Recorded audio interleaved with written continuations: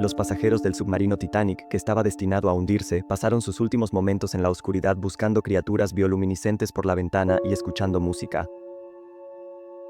La esposa y madre de Shahzada y Silliman Darwood, el dúo padre-hijo, ha revelado nuevos detalles sobre los momentos finales de los 5 pasajeros que murieron cuando el submarino implosionó en lo profundo del océano.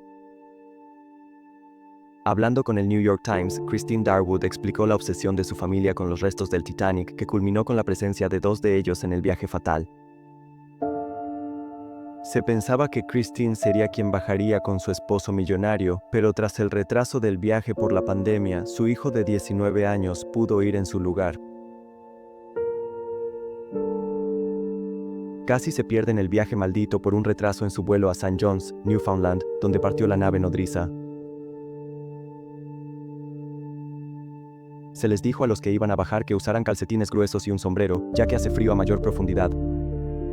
Se les recomendó cargar su música favorita en un altavoz Bluetooth para el largo descenso. Stockton Rush, el CEO que murió con otros 4 en el submarino, había vetado la música country. Luces apagadas para ahorrar batería. Habrían estado en total oscuridad con poca luz, excepto por las criaturas bioluminiscentes que pudieran flotar cerca.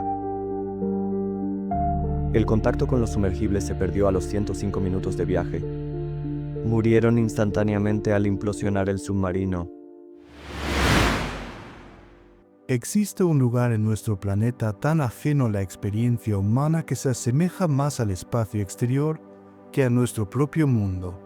Es un reino de oscuridad perpetua, de un frío implacable y de una presión tan inmensa que desafía los límites de la materia. A casi 4 kilómetros bajo la superficie ondulante del Atlántico Norte, en este abismo silencioso, yace un monumento a la ambición y a la tragedia. El pecio del Titanic. Durante más de un siglo, sus restos han sido un destino casi mítico, un punto de peregrinación para un grupo muy selecto de exploradores, científicos, finalmente, turistas adinerados. Buscaban tocar la historia, ser testigos de la grandeza congelada en el tiempo. Para llegar allí, se necesitaba una máquina extraordinaria, un vehículo diseñado para penetrar en un entorno que no perdona el más mínimo error. Esta es la historia de una de esas máquinas, el sumergible Titán, y de las 5 almas que descendieron con él en un viaje del que no regresarían. Es una crónica no solo de un suceso, sino de las decisiones, las advertencias y la filosofía que lo hicieron posible, una investigación sobre la delgada línea que separa la innovación audaz de la imprudencia fatal. La historia del sumergible Titán es, en su esencia, la historia de su creador, Stockton Rush. Para comprender la máquina, primero debemos entender al hombre. Richard Stockton Rush III no era un simple empresario. Era el heredero de una fortuna familiar y de una tradición de logros que se remontaba a firmantes de la Declaración de Independencia. Desde niño, sus sueños no se anclaban en la tierra, sino que se elevaban hacia las estrellas. En 1974, un joven Rush soñaba con ser el primer hombre en Marte. Esta no era una fantasía pasajera, era una ambición que moldeó su vida. Se convirtió en piloto, obteniendo su licencia para aviones de transporte a reacción a los 19 años en 1981, una hazaña que su propia compañía más tarde publicitaría como un récord mundial, aunque la afirmación carece de corroboración independiente. Su aspiración de unirse a las Fuerzas Aéreas de los Estados Unidos se vio frustrada por un requisito de visión que no cumplía por un margen mínimo. El cielo, al parecer, tenía sus límites. Así que Rush dirigió su atención hacia la ingeniería, graduándose en la Universidad de Princeton en 1984 con una licenciatura en Ingeniería Mecánica y Aeroespacial, continuando una tradición familiar en la prestigiosa institución. Su carrera inicial lo mantuvo cerca de la aviación de alto rendimiento, trabajando como ingeniero de pruebas de vuelo en el programa del caza F-15 para McDonnell Douglas. Estaba inmerso en un mundo de protocolos rigurosos, de pruebas exhaustivas y de una cultura de seguridad donde el margen de error era cero. Sin embargo, fue esta misma cultura la que más tarde llegaría a ver como un obstáculo. Rus creía firmemente en el poder de la innovación para superar las regulaciones. Su filosofía, que articularía en numerosas ocasiones, era una de riesgo calculado. En una entrevista, resumió su visión del mundo de forma contundente. Si solo quieres estar seguro, no te levantes de la cama, no te subas al coche, no hagas nada. En algún momento vas a tener que asumir algún riesgo, y realmente es una cuestión de riesgo y recompensa. Esta mentalidad se convertiría en el principio rector de su siguiente gran empresa. Tras obtener un MBA en Berkeley y participar en varias empresas tecnológicas, incluyendo una que fabricaba sistemas de sonar de alta frecuencia, Rus encontró su verdadera vocación en las profundidades del océano. Una inmersión en submarino en 2006 frente a la costa de la Columbia Británica le reveló un nuevo universo para explorar, uno que podía conquistar con su propia visión de la ingeniería y los negocios. En 2009, junto a Guillermo Sonlein, fundó OceanGate. La misión declarada de la compañía era audaz y populista: abrir los océanos para toda la humanidad. Inicialmente, el modelo de negocio era relativamente convencional. La compañía adquirió un sumergible usado llamado Antipodes, una embarcación de 5 plazas con un casco de acero robusto y probado. Con Antipodes, OceanGate realizó unas 130 inmersiones, llevando a turistas, a quienes llamaban científicos ciudadanos, y a investigadores a explorar las aguas frente a California y Florida. Los precios de estas excursiones oscilaban entre $7,500 y $40,000 por persona. Un negocio rentable pero limitado por la tecnología existente. Pero para Stockton Rus, Antipodes no era el final del camino. Era simplemente el punto de partida. Su ambición era mucho mayor. Quería llegar a los lugares más icónicos del océano, y para ello necesitaba una nueva clase de sumergible. Uno que fuera más ligero, más rápido de construir y, sobre todo, más barato de operar. Alrededor de 2013, la dirección de la compañía cambió drásticamente. Sonlein se marchó, declarando que la empresa pasaba de su fase inicial a la especialidad de Rus, la ingeniería. Rus se centró en diseñar sus propios sumergibles. El primer intento, llamado Cyclops 1, fue un paso intermedio. Utilizó el casco de acero cilíndrico de una embarcación de 12 años que adquirió en las Azores. Pero el verdadero salto, el que encarnaba su filosofía de disrupción, sería su siguiente creación. Originalmente llamado Cyclops 2, el mundo llegaría a conocerlo como el Titán. El Titán no era una evolución de los diseños de sumergibles existentes, era una ruptura deliberada con ellos. Durante décadas, la industria de la sumersión profunda se había basado en principios de ingeniería conservadores, utilizando materiales con propiedades bien conocidas y predecibles bajo una presión extrema. Los cascos de los sumergibles de aguas profundas, como el famoso Alvin, eran esferas casi perfectas hechas de aleaciones de titanio o acero de alta resistencia. La forma esférica es la estructura más fuerte para resistir la presión hidrostática uniforme desde todas las direcciones, y el titanio es un material cuya respuesta a la compresión está exhaustivamente documentada. Rus consideraba que este enfoque era lento, caro y limitante. Su experiencia en la industria aeroespacial lo había familiarizado con un material que había revolucionado la aviación: la fibra de carbono. La fibra de carbono posee una relación resistencia-peso excepcional, lo que la hace ideal para construir aviones ligeros y eficientes. Rus apostó a que podría hacer lo mismo con los sumergibles. Su visión era construir el compartimento de la tripulación del Titán con un cilindro de fibra de carbono, rematado en ambos extremos por cúpulas hemisféricas de titanio. Esta elección de diseño era la piedra angular de todo su modelo de negocio. Un casco de fibra de carbono sería significativamente más ligero que uno de titanio, lo que reduciría drásticamente los costes de construcción y operación. No necesitaría un buque de apoyo masivo con una grúa especializada para su despliegue. Podría ser remolcado en una plataforma flotante más simple, reduciendo aún más los gastos. Esto, en teoría, haría que las expediciones a lugares como el Titanic fueran comercialmente viables a un precio de $250,000 por pasajero, un precio elevado pero accesible para un nuevo mercado de turistas de aventura adinerados. El Titán era, en esencia, la manifestación física de la filosofía de Roose. Medía 6,7 metros de eslora y pesaba poco más de 10,000 kilogramos, con un sistema de soporte vital diseñado para mantener a 5 personas durante 96 horas. El recipiente a presión, el santuario que protegería a sus ocupantes del peso aplastante del océano, constaba de 5 componentes principales: las 2 cúpulas de titanio, 2 anillos de interfaz de titanio a juego y el cilindro de fibra de carbono de 2,4 metros de largo.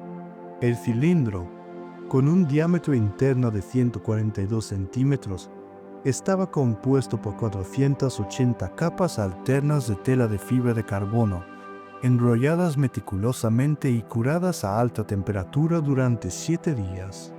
Sin embargo, la innovación del Titán residía en los detalles de su construcción, y es en esos detalles donde comenzaron a surgir las primeras y más graves preocupaciones.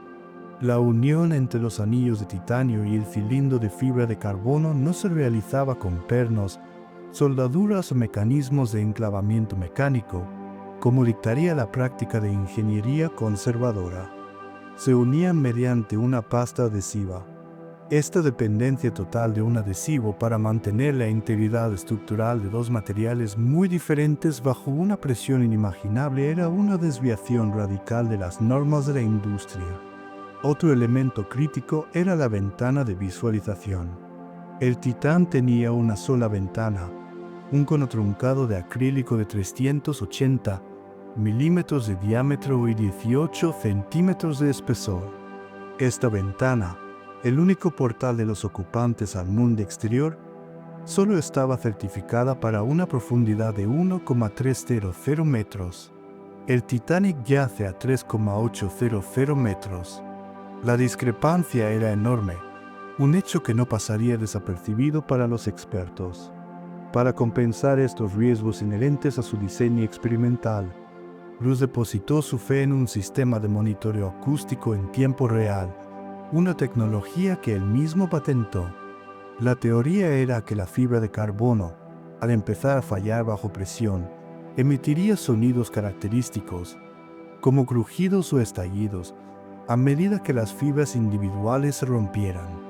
Este sistema, según Roose, detectaría el inicio de pandeo o la delaminación del casco, dando a la tripulación una advertencia suficiente para abortar la inmersión y regresar a la superficie. Creía que este sistema era superior a los métodos de prueba tradicionales, argumentando que podía escuchar la salud del casco en cada inmersión. El resto de los sistemas del sumergible reflejaban un enfoque pragmático y, a menudo, poco ortodoxo. El Titán se controlaba con un mando de videojuegos Logitech F710, un dispositivo comercial modificado con palancas analógicas más largas. Aunque el uso de controladores de videojuegos no es inaudito en aplicaciones modernas, su presencia en un sumergible experimental destinado a las profundidades más extremas se convirtió en un símbolo de la cultura de OceanGate, una mezcla de tecnología, punta y soluciones improvisadas. El interior era espartano, un simple cilindro donde los pasajeros se sentaban en el suelo, sin asientos ni sistemas de sujeción.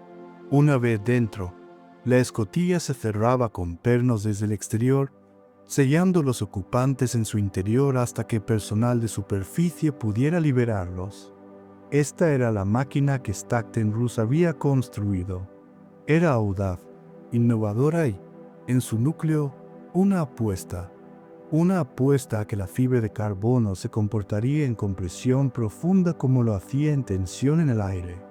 Una apuesta a que un adhesivo podría unir dos mundos materiales diferentes bajo una fuerza aplastante. Y una apuesta a que un sistema de monitoreo acústico podría predecir un fallo catastrófico a tiempo. Era una apuesta que Russ estaba dispuesto a hacer, no solo con su propio dinero, sino con las vidas de aquellos que confiaran en su visión. La tragedia del Titán no fue un evento repentino y sin previo aviso. Fue el resultado de una cascada de decisiones que fueron cuestionadas y advertidas repetidamente por expertos, tanto dentro como fuera de OceanGate. La historia de estas advertencias no es una retrospectiva con el beneficio de la visión a posteriori. Es un registro documentado de una preocupación creciente y explícita que fue sistemáticamente ignorada. El coro de advertencias comenzó desde el corazón mismo de las operaciones de OceanGate. Su protagonista fue David Lochridge, un experimentado piloto de sumergibles e ingeniero escocés que fue contratado por la compañía como director de operaciones marinas y piloto principal del Titán. En 2018, mientras el Titán, entonces conocido como Cyclops 2, estaba en construcción, Russ le encargó a Lochridge que realizara una inspección de control de calidad. Lo que Lochridge encontró lo alarmó profundamente. En un informe detallado, identificó una lista de 25 problemas de seguridad y operativos. Sus preocupaciones no eran menores. Apuntaban a fallos fundamentales en el diseño y la construcción del sumergible. Una de las alarmas más graves se refería a la ventana de visualización de acrílico. Lochridge descubrió que el fabricante solo había certificado la ventana para una profundidad de 1,300 metros. Sin embargo, OceanGate planeaba llevar pasajeros a casi 3 veces esa profundidad, hasta los 3,800 metros del lecho marino donde reposa el Titanic. Lochridge argumentó que negarse a pagar por una ventana con la clasificación de profundidad adecuada sometería a los pasajeros a un peligro potencial extremo. Otra preocupación central era el material del casco. Lochridge expresó serias dudas sobre la capacidad de la fibra de carbono para soportar las presiones del océano profundo. En su informe, incluyó fotografías de muestras de fibra de carbono sobrantes del proceso de fabricación que mostraban una porosidad visible, pequeños vacíos en el material que podrían comprometer su integridad estructural. Argumentó que, dado que ningún vehículo con casco de carbono había sido sometido a tales presiones, era imperativo realizar pruebas no destructivas, como un escaneo ultrasónico, para garantizar que el casco estuviera libre de defectos. Russ se negó, insistiendo en que su sistema de monitoreo acústico en tiempo real era suficiente. Lochridge rebatió que este sistema era inadecuado.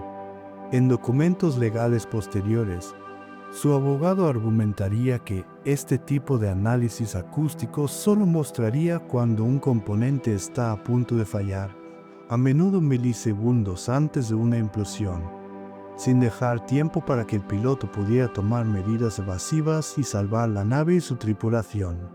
El informe de Lochridge también señalaba otros problemas, como adhesivo que se despegaba en las juntas y el uso de materiales inflamables para el suelo del habitáculo, que podían liberar humos tóxicos en caso de incendio.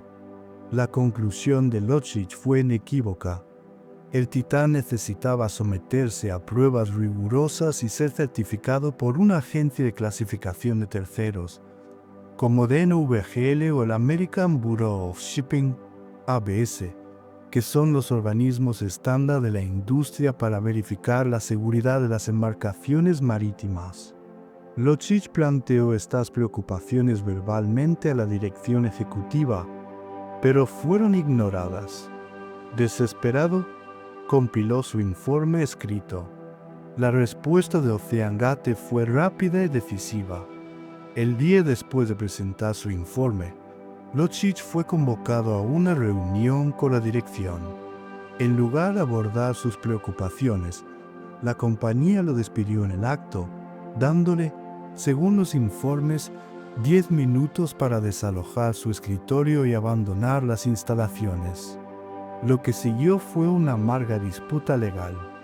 OceanGate demandó a Lotchich, acusándolo de incumplimiento de contrato y de revelar secretos comerciales. Lotchich respondió con una contrademanda, presentando una queja de denunciante ante la Administración de Seguridad y Salud Ocupacional, OSA, alegando que había sido despedido ilegalmente por plantear problemas de seguridad legítimos. Finalmente, las partes llegaron a un acuerdo extrajudicial en noviembre de 2018 y los detalles del acuerdo nunca se hicieron públicos. Lotchich se fue, pero sus advertencias quedaron registradas. Casi al mismo tiempo que Lotchich libraba su batalla interna, la industria de vehículos submarinos en su conjunto emitía su propia advertencia formal. En marzo de 2018, el Comité de Vehículos Submarinos Tripulados de la Marine Technology Society, una organización profesional que agrupa a los principales ingenieros y exploradores de aguas profundas del mundo, envió una carta directamente a Stockton Ruse. El tono de la carta era de grave preocupación. En nombre de más de 36 signatarios, expresaba una preocupación unánime sobre el enfoque experimental de OceanGate.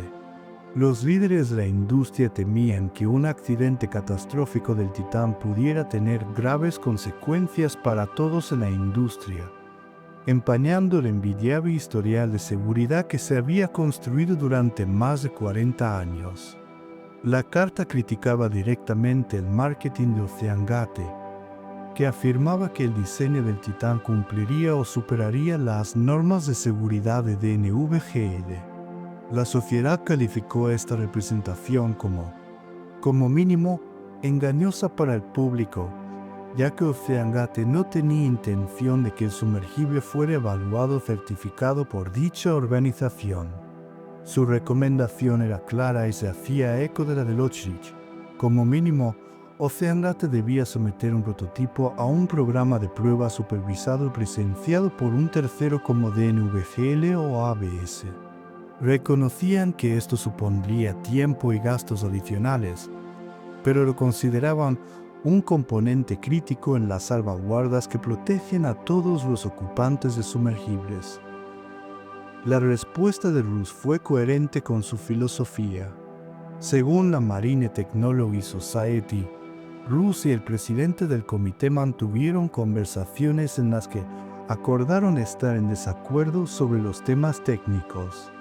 OceanGate defendió públicamente su postura en una publicación de blog de 2019, argumentando que la clasificación por parte de terceros no garantizaba la seguridad y que el proceso de certificación era un lastre para la innovación. Ruse estaba trazando una línea en la arena. Él seguiría su propio camino, al margen de las normas y advertencias de toda una industria. Las advertencias no eran solo teóricas. El propio casco de fibra de carbono del Titán comenzó a mostrar signos de que las preocupaciones de los expertos estaban bien fundadas. En 2020, después de una serie de inmersiones, el casco original mostró signos de fatiga cíclica, el debilitamiento de un material debido a ciclos repetidos de tensión y compresión. Como resultado, OceanGate se vio obligada a rebajar la clasificación de profundidad del casco de los 4,000 metros previstos a 3,000 metros, una profundidad insuficiente para alcanzar el Titanic. El casco fue reparado y reconstruido entre 2020 y 2021.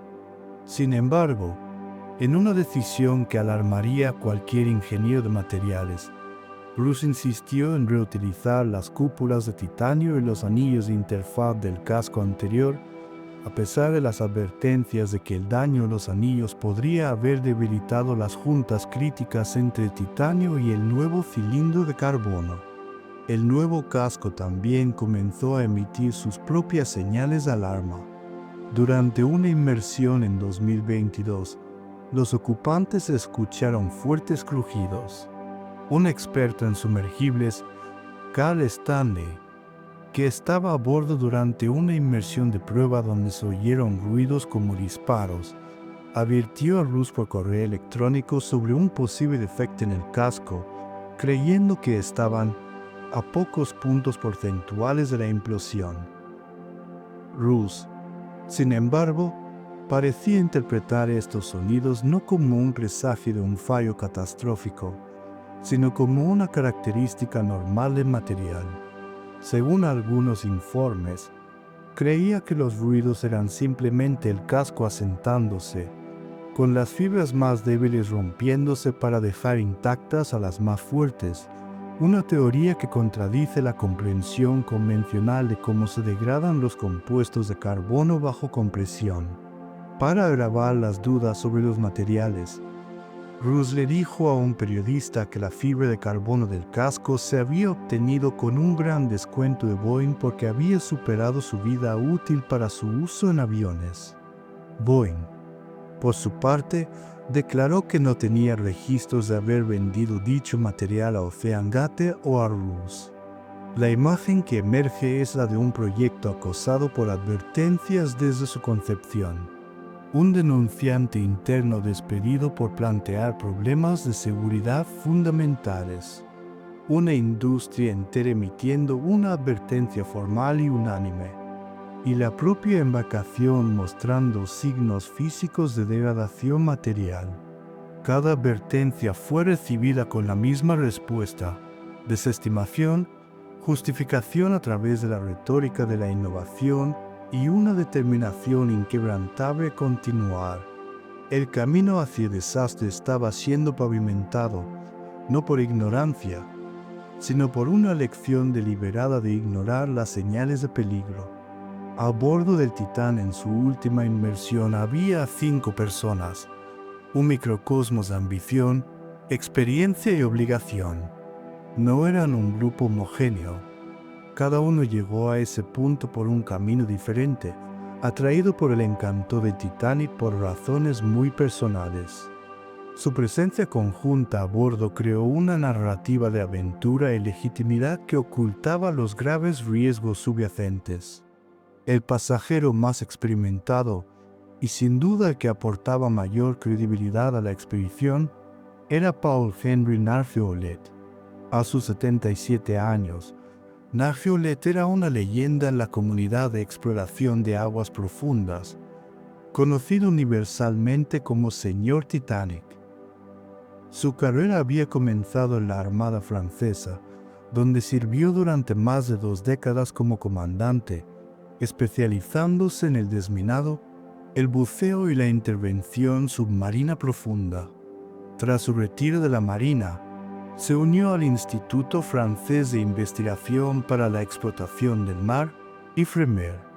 Fue con IFREMER que dirigió la primera expedición para recuperar artefactos del Titanic en 1987. A lo largo de su carrera, Nargeolet completó más de 35 inmersiones en el pecio, supervisando la recuperación de casi 6.000 artefactos, desde delicadas piezas de porcelana hasta una sección de 20 toneladas del casco del barco. Su profundo conocimiento del lugar del naufragio era inigualable. Para cualquier persona que considerara un viaje al Titanic, la presencia de Paul Henry Nargeolet a bordo del Titán no era solo un extra, era el máximo sello de aprobación. Su participación probablemente tranquilizó a otros pasajeros, sirviendo como un contrapeso implícito a las exenciones de responsabilidad que firmaron, que describían el sumergible como una nave experimental.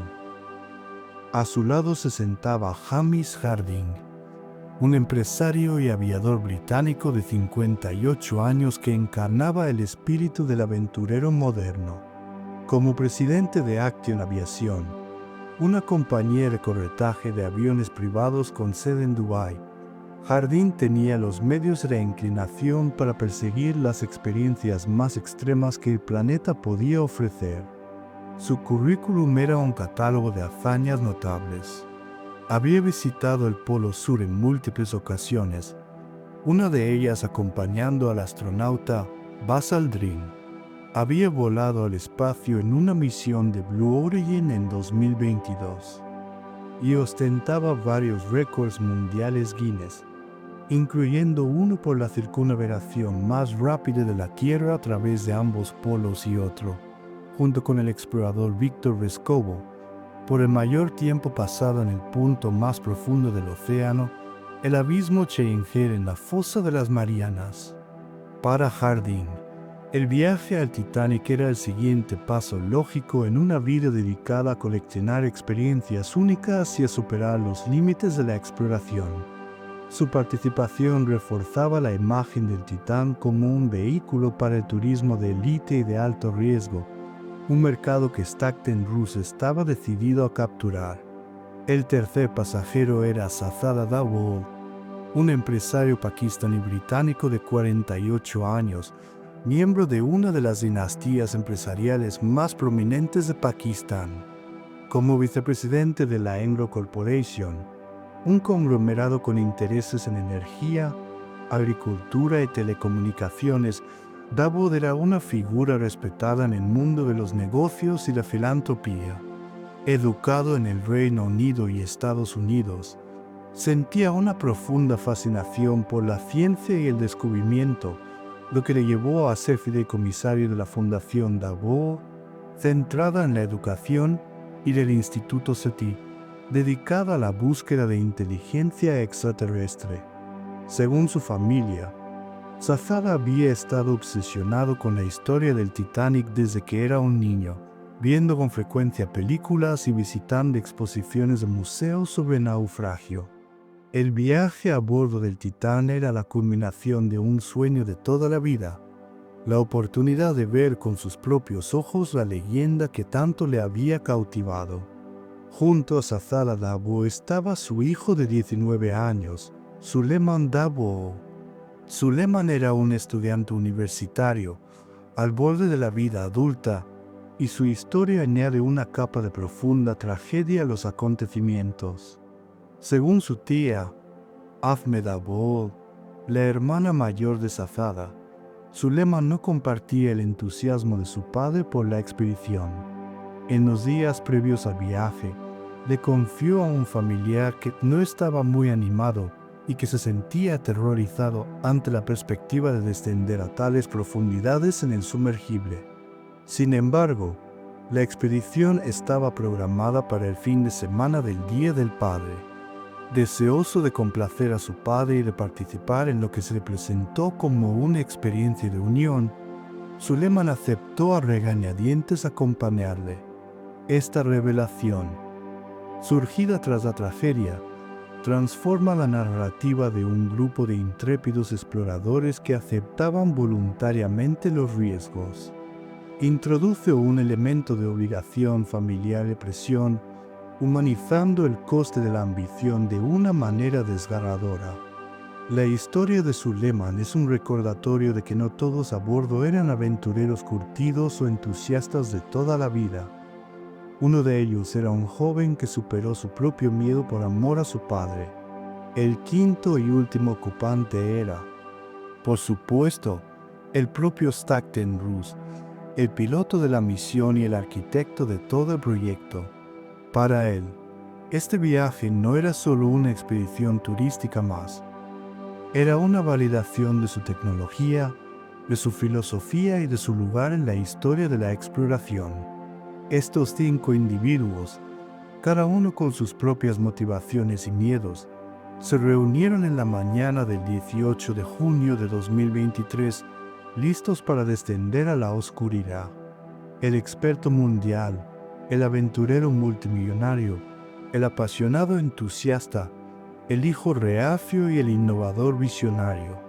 Sus destinos, ahora entrelazados, estaban sellados dentro de un casco de fibra de carbono y titanio, a punto de enfrentarse a las implacables leyes de la física en el fondo del océano. El domingo 18 de junio de 2023 amaneció sobre las frías aguas del Atlántico Norte a unos 700 kilómetros al sur de San Juan de Terranova. A bordo del buque de apoyo, el antiguo rompehielos de la Guardia Costera canadiense reconvertido llamado Polar Prince, la tripulación del sumergible Titán se preparaba para su descenso. A las 8 de la mañana, hora local de Terranova, el Titán fue lanzado desde su plataforma de despliegue y comenzó su lento viaje hacia el abismo. Dentro del cilindro de 2,5 metros de alto, los 5 ocupantes, Stockton Roos, Paul Henry Narle, Hami Sadin, Zafada Davoud y su hijo Suleiman, se acomodaron para el viaje de 2 horas hasta el lecho marino. La escotilla fue cerrada con 17 pernos desde el exterior, un procedimiento que lo sellaba completamente dentro del vehículo. Solo el personal de superficie podría volver a abrirla. La comunicación con el Polar Prince en la superficie era limitada. Consistía en breves mensajes de texto enviados a través de un sistema acústico y una señal de seguridad, un ping, que el sumergible debía emitir cada 15 minutos para confirmar su posición y estado operativo. Durante la primera parte del descenso, todo pareció transcurrir con normalidad. Los mensajes de texto confirmaban que la inmersión progresaba según lo previsto. Uno de los últimos mensajes recibidos del Titán, según se informó más tarde, indicaba simplemente: «Todo bien aquí». Pero a las 9:45 de la mañana, 1 hora y 45 minutos después de iniciada la inmersión, el Titán se quedó en silencio. El pin de las 9:45 nunca llegó. Los mensajes de texto enviados desde el Polar Prince quedaron sin respuesta. En la superficie, la pérdida de comunicación era preocupante, pero no necesariamente catastrófica. En inmersiones anteriores, el Titán ya había perdido el contacto con su nave de apoyo durante horas. El equipo de superficie esperó. Sin embargo, en ese mismo instante, a miles de metros por debajo de ellos y a cientos de kilómetros de distancia, un sistema secreto de la Marina de los Estados Unidos escuchó algo. Se trataba de una red de hidrófonos de vigilancia acústica, un sistema altamente clasificado diseñado para rastrear submarinos enemigos en todo el mundo. A la hora exacta en que el Titán perdió la comunicación, este sistema detectó una anomalía acústica consistente con una implosión o una explosión en las inmediaciones de la última posición conocida del sumergible. La firma sonora era breve, violenta y característica de un colapso estructural catastrófico bajo una presión inmensa. Esta información crítica fue transmitida rápidamente a través de la cadena de mando de la Marina. Sin embargo, debido a la naturaleza clasificada del sistema de detección y al hecho de que la señal acústica, aunque fuerte, no era una prueba visual definitiva, la información no se hizo pública. Se tomó la decisión de continuar con los protocolos de búsqueda y rescate como si la tripulación aún pudiera estar viva. Esto dio lugar a la creación de 2 realidades paralelas. La primera, la realidad oculta, conocida solo por un pequeño grupo de oficiales de la Marina, era que el Titán y sus ocupantes probablemente habían sido destruidos casi instantáneamente. La segunda, la realidad pública, era la de un sumergible desaparecido con 5 personas a bordo y un reloj de oxígeno que avanzaba inexorablemente. En la superficie, la tarde transcurría con una creciente ansiedad. El Titán tenía previsto resurgir a las 3 de la tarde, hora local. La hora llegó y pasó, y no hubo ninguna señal del sumergible. A pesar de la creciente alarma, no fue hasta las 5:40 de la tarde, casi 10 horas después del inicio de la inmersión y 8 horas después de la pérdida de contacto, cuando se notificó oficialmente a la Guardia Costera de los Estados Unidos. Con esa llamada, se puso en marcha una de las operaciones de búsqueda y rescate más complejas y mediáticas de la historia reciente. Pero para los 5 hombres a bordo del Titán, la carrera contra el tiempo ya había terminado, mucho antes de que el mundo supiera que había comenzado. La noticia de la desaparición del Titán desencadenó una respuesta internacional masiva y urgente. Lo que siguió fue una operación de búsqueda y rescate de una escala y complejidad extraordinarias, que capturó la atención del mundo entero y la mantuvo en vilo durante 4 días agónicos. La zona de búsqueda era inmensa, abarcando miles de kilómetros cuadrados de océano abierto, una superficie 2 veces mayor que el estado de Connecticut y en aguas de casi 4 kilómetros de profundidad. Se convirtió en un esfuerzo multinacional, con recursos aéreos y marítimos de Estados Unidos, Canadá y Francia convergiendo en el lugar. La Guardia Costera de los Estados Unidos lideró la coordinación, mientras que las Fuerzas Armadas canadienses desempeñaron un papel crucial. Canadá desplegó el buque de guerra Arnett Seglace Bay, varios cúteres de su guardia costera como el John Cabot, el Ann Harvey y el Terry Fox, y, de manera fundamental, un avión de patrulla de largo alcance CP-140 Aurora, equipado con avanzados sensores de sonar. El coste de estas operaciones fue sustancial. Solo la contribución canadiense se estimó en un valor superior a los $3 millones, mientras que el esfuerzo del gobierno de los Estados Unidos superó los $1.2 millones. Sin embargo, el coste monetario era secundario frente al objetivo principal: encontrar a los 5 ocupantes antes de que se agotara su suministro de oxígeno de 96 horas. Este reloj, que teóricamente se agotaría en la mañana del jueves, 22 de junio, se convirtió en el elemento central del drama que se desarrollaba, un plazo que impulsaba la urgencia de la búsqueda y alimentaba la esperanza del público. Fue en este clima de esperanza desesperada cuando surgió una noticia que electrificó al mundo. El martes 20 de junio, se informó de que el avión canadiense CP-140 Aurora, mientras sobrevolaba la zona de búsqueda, había detectado ruidos de golpes submarinos. Los sonoboyas lanzados desde el avión captaron sonidos intermitentes.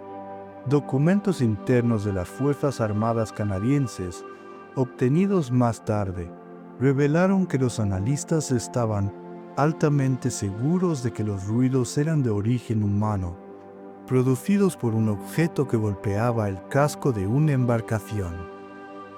La noticia se filtró rápidamente a los medios de comunicación y se extendió por todo el mundo, transformando la narrativa de la búsqueda. La idea de que los ocupantes del Titán estaban vivos, conscientes de golpeando el casco en un intento desesperado por señalar su ubicación, quizás en código Morse a intervalos de 30 minutos como algunos especulaban, era increíblemente poderosa. Proporcionó un rayo de esperanza tangible en una situación que, de otro modo, parecía sombría. Los oficiales de la Guardia Costera, en sus conferencias de prensa diarias, reconocieron públicamente la detección de los ruidos, aunque se mostraron cautelosos sobre su origen. El contraalmirante John Mauger, que dirigía la respuesta de la Guardia Costera, declaró: "No sabemos qué son", pero confirmó que la búsqueda se estaba reorientando hacia el área donde se habían detectado los sonidos. Esta decisión de concentrar los valiosos recursos de búsqueda, incluyendo los vehículos operados a distancia, ORV, en la zona de los ruidos, demostró que las autoridades se tomaban la posibilidad en serio. La narrativa de los golpes mantuvo al mundo en vilo. Las familias de los desaparecidos se aferraron a la esperanza y los medios de comunicación informaron de cada desarrollo con una intensidad febril. Sin embargo, Esta narrativa de esperanza se estaba construyendo sobre una base muy frágil. Mientras el mundo observaba y esperaba un milagro, la realidad subyacente era mucho más sombría. La Marina de los Estados Unidos ya poseía la grabación acústica de la probable implosión del domingo, y con el tiempo, el análisis de los ruidos de los golpes llevaría a una conclusión diferente. Expertos navales y operadores de sonar retirados sugirieron que los sonidos eran probablemente ruido ambiental del océano, o, más irónicamente, el ruido generado por los propios buques de búsqueda en la superficie, cuyo sonido se reflejaba en el lecho marino. La esperanza que había unido al mundo en una vigilia global se basaba, en última instancia, en un espejismo acústico, una interpretación errónea de los ecos en la vasta y ruidosa oscuridad del océano. La búsqueda continuó, impulsada por un reloj que avanzaba y por unos sonidos que prometían una vida que, con toda probabilidad, ya se había extinguido. La mañana del jueves 22 de junio de 2023 marcó el final teórico del suministro de oxígeno de 96 horas del Titán. La atención del mundo alcanzó su punto álgido, suspendida entre la esperanza de un rescate en el último minuto y el temor a la confirmación de la pérdida. Fue en ese preciso momento cuando la búsqueda llegó a su fin, no con el descubrimiento de un sumergible intacto, sino con el hallazgo de sus restos dispersos. La pieza clave en este descubrimiento fue un vehículo operado a distancia, o ROV, llamado Odysseus 6 Kelvin, operado por la compañía Pelagic Research Services desde el buque de apoyo Horizon Arctic. El Odysseus era una de las pocas máquinas en el lugar capaces de alcanzar la profundidad del Titanic y realizar trabajos complejos en el lecho marino. Equipado con cámaras de alta definición y brazos manipuladores, el Odysseus descendió la zona de búsqueda prioritaria, el área cercana a la proa del Titanic donde se habían concentrado los esfuerzos tras la detección de los ruidos de golpes. Poco después de llegar al fondo marino, el Odysseus localizó un campo de escombros. Los restos se encontraron a una distancia de aproximadamente 500 metros de la proa del majestuoso pecio del Titanic. El equipo de Pelagic Research Services, en coordinación con el Mando Unificado de la Guardia Costera, comenzó a identificar las piezas. No había duda. Entre los escombros se encontraban el cono de cola del Titán, partes del bastidor de aterrizaje y, de manera concluyente, los dos extremos del casco de presión, la cúpula de titanio delantera con su ventana de acrílico y la cúpula de titanio trasera. El compartimento de la tripulación no existía. Se había desintegrado. El descubrimiento del campo de escombros confirmó el peor de los temores y corroboró la señal acústica inicial detectada por la Marina de los Estados Unidos. El Titán no se había perdido. Había sufrido una implosión catastrófica. Para comprender lo que le sucedió a los 5 ocupantes, es necesario entender la física implacable de las profundidades marinas. Una implosión es lo opuesto a una explosión. En lugar de una fuerza que se expande hacia afuera, es una fuerza abrumadora que colapsa un objeto hacia adentro sobre sí mismo. La causa de esta fuerza es la presión hidrostática. En la superficie de la Tierra, experimentamos una atmósfera de presión, aproximadamente 14.7 libras por pulgada cuadrada, o sí, por cada 10 metros que se desciende en el océano, la presión aumenta en otra atmósfera. El Titanic yace a una profundidad de 3,800 metros. A esa profundidad, la presión del agua es de casi 6,000 psi, más de 400 veces la presión atmosférica en la superficie. Es una fuerza equivalente al peso de la Torre Eiffel concentrado en un área pequeña. Una presión que no deja margen para el más mínimo defecto estructural. El casco de presión de un sumergible está diseñado para mantener una presión interna de una atmósfera contra esta fuerza externa aplastante. Si la integridad estructural del casco falla, aunque sea en un punto minúsculo, el resultado es instantáneo y total. El fallo del casco de fibra de carbono del Titán no habría sido un proceso lento. La estructura habría cedido en un instante. El agua del océano, presurizada a 6,000 psi, se habría precipitado hacia el interior del casco a una velocidad inmensa. Las estimaciones calculan que la pared del casco colapsó hacia adentro a una velocidad de aproximadamente 2,400 km por hora o 1,500 millas por hora.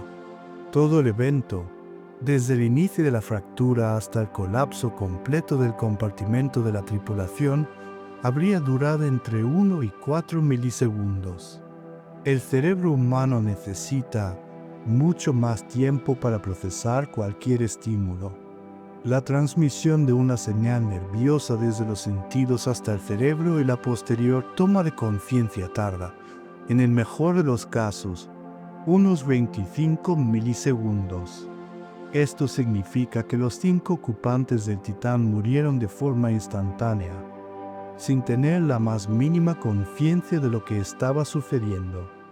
Su final no fue la agonía prolongada de la asfixia que el mundo había imaginado, sino un evento tan rápido que fue, literalmente, más allá de la percepción humana. Además del colapso físico, la implosión habría generado otro fenómeno letal. La compresión casi instantánea del aire dentro del casco habría elevado su temperatura a miles de grados, similar a la superficie del Sol, en un proceso conocido como compresión adiabática.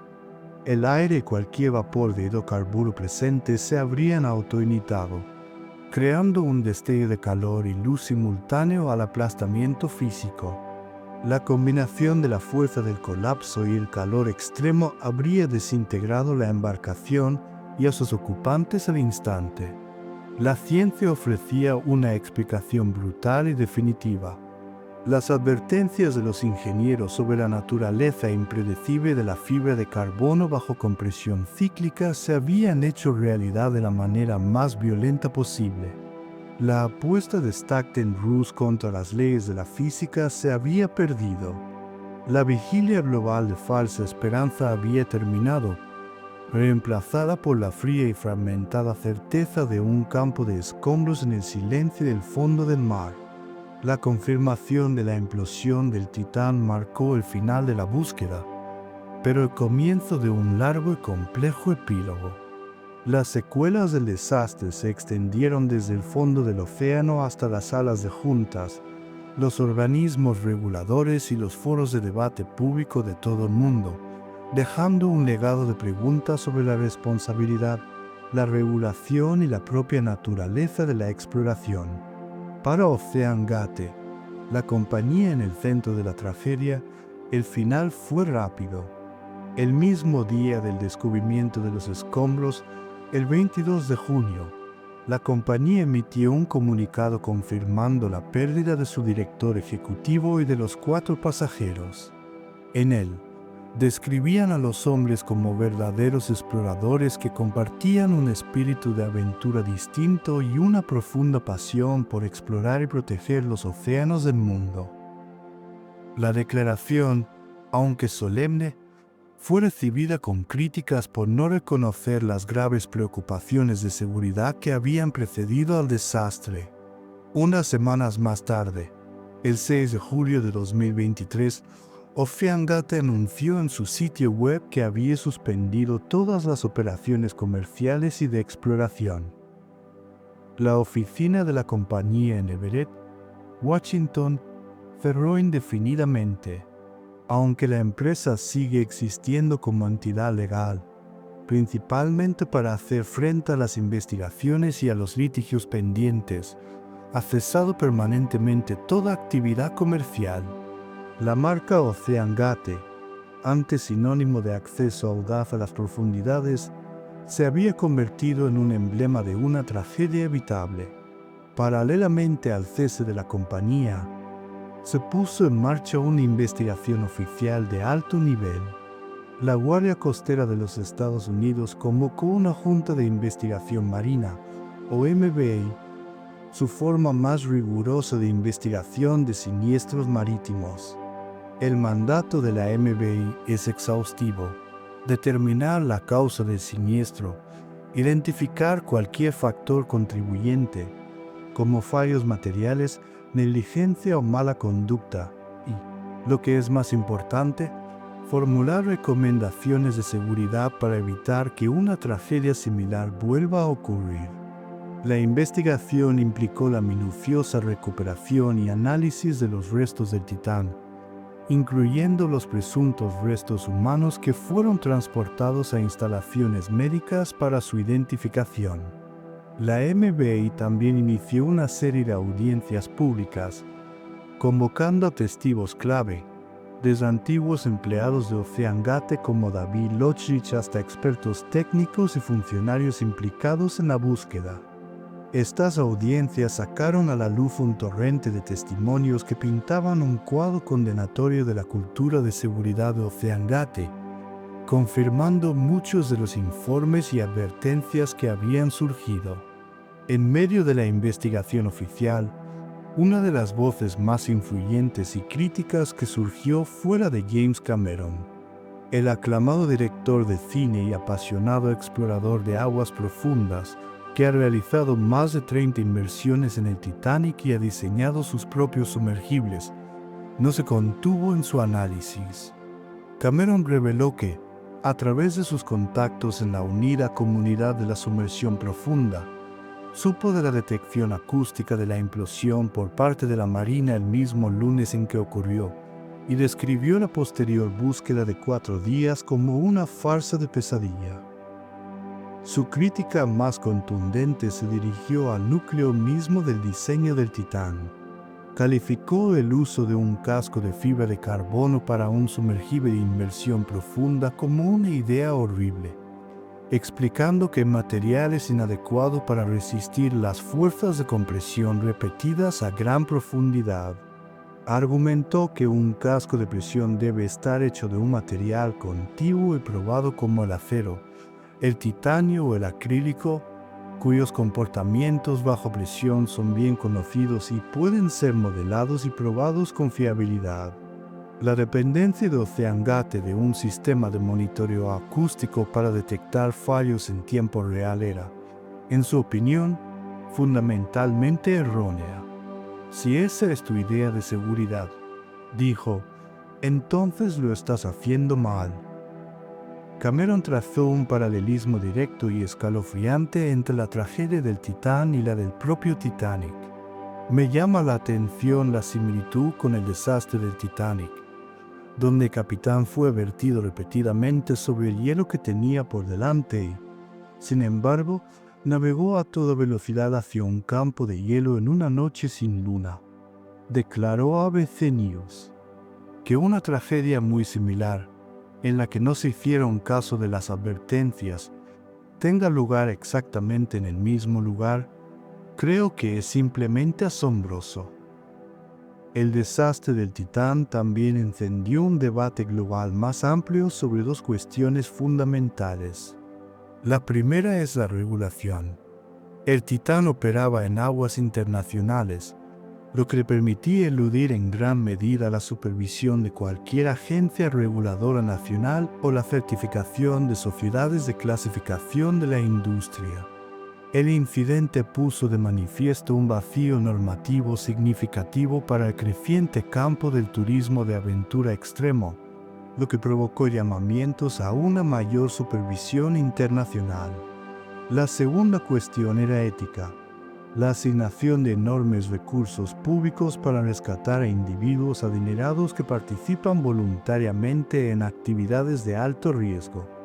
Mientras el mundo seguía la búsqueda multimillonaria del Titán, muchos se preguntaban por la disparidad en la respuesta a otras tragedias en el mar que involucran a migrantes o pescadores, lo que desató una incómoda conversación sobre el valor que la sociedad asigna a diferentes vidas. Al final, La historia del Titán es una compleja advertencia.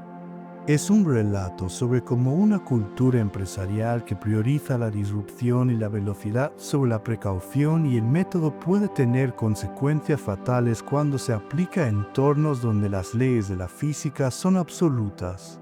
Es un recordatorio de que la innovación sin la debida diligencia no es valentía, sino temeridad. Los restos del Titán, ahora esparcidos junto al barco de los sueños al que intentaba llegar, sirven como un sombrío testimonio de una ambición que descendió demasiado rápido y demasiado lejos, ignorando las voces que le advertían de la oscuridad que le esperaba abajo. La historia del Titán es una parábola moderna, una fábula de ambición que, en su prisa por innovar, superó trágicamente a su propia sabiduría. La implosión catastrófica no fue un mero accidente, sino el punto final inevitable de una filosofía que priorizó la disrupción sobre la diligencia. La apuesta de Stockton-Russe contra las inflexibles leyes de la física se perdió mucho antes del descenso final. Se perdió con cada informe de ingeniería desestimado, con cada advertencia de expertos ignorada como un impedimento para el progreso.